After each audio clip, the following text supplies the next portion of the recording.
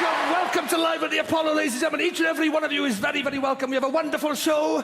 We have some famous faces, as always, in the audience. Esther Ranson is here. Where are you, Esther? Look at that, Esther. We have Olympians, ladies and gentlemen. We have our Olympians. Who else? Tommy Walsh is there. Look at that. Lembit Opik is here. Look at... Of course he bloody is. I'm not going to pick on you. I'm not.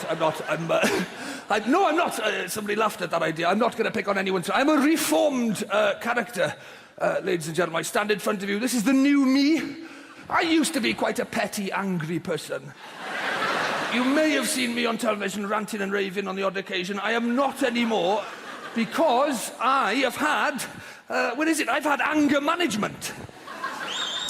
I've had anger management, and this, ladies and gentlemen, is the actual anger management diary that I had from when I was doing my anger management sessions. And I'm not going to embarrass anyone. I'm not going to ask anyone if you've had anger management or if you've ever seen an anger management diary. Basically what it is every time you get angry, you write it down in this diary. It's a sort of bit like a normal diary, except every day somebody gets twatted, right?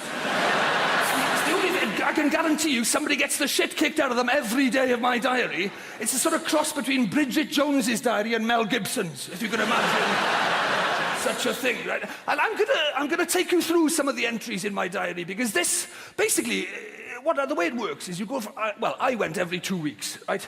And then, in the interim, you leave the meeting, and then they give you an anger management diary, and you have to write down every single time you get angry, who you got angry with, who said what to whom, how you could have avoided it, what you've learned from the whole experience. I will level with you. Filling this out pisses you off more than anything else that happens in the 2 weeks.